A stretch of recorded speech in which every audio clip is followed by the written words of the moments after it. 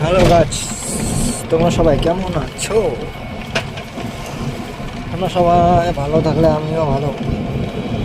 তো আজকে আমি একটা নতুন ভিডিও নিয়ে চলে আসলাম, তোমাদের কাছে তুলে ধরলাম নতুন একটা ভিডিও।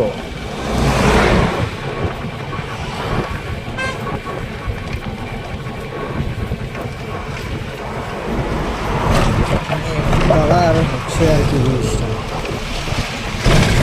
ব্রিজটা আর কি কালার হচ্ছে আর কি এখন।